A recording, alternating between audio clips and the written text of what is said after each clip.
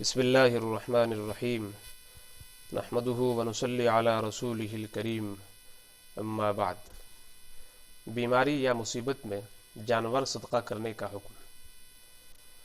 اسلام میں جو بھی چیز اللہ کے راستے میں خرچ کی جاتی ہے وہ صدقہ شمار ہوتی ہے اور اس پر اللہ کی طرف سے انسان کو اجر و ثواب عطا کیا جاتا ہے۔ صدقے میں کوئی تخصیص اور کوئی شرط نہیں ہے کہ انسان کسی خاص چیز ہی کو صدقہ کرے، بلکہ کسی بھی چیز کو صدقہ کیا جا سکتا ہے۔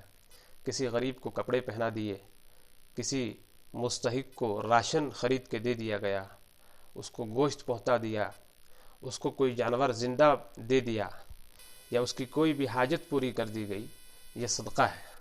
اور نفلی صدقہ انسان کم یا زیادہ کسی بھی مقدار میں کر سکتا ہے، اور یہ بات حدیث شریف سے ثابت ہے کہ صدقات کے ذریعہ سے بلائیں دور ہوتی ہیں۔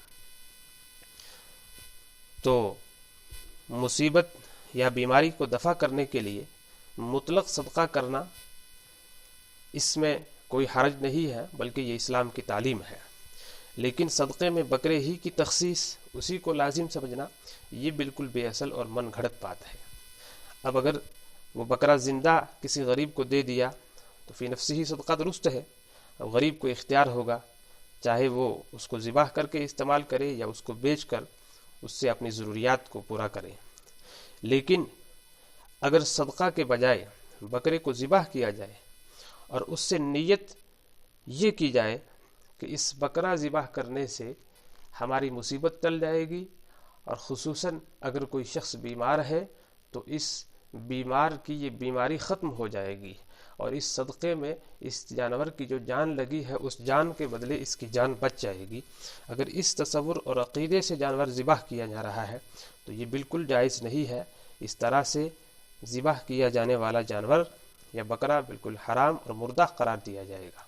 اس لیے اس بدعقیدگی سے بچنا بہت ضروری ہے، اور اگر اس عقیدے کے ساتھ، اس تصور کے ساتھ اسلام نے جو نظریہ دیا ہے کہ صدقہ اللہ کا حکم ہے، بلائیں اور مصیبتیں اللہ ہی کے قدرت اور اختیار سے دور ہوتی ہیں، اگر اس نظریے سے صدقہ کیا جائے اور جانور کو ذبح کر کے اس کا گوشت مستحقین تک پہنچایا جائے تو فی نفسہ ہی صدقہ کرنا بالکل جائز ہے۔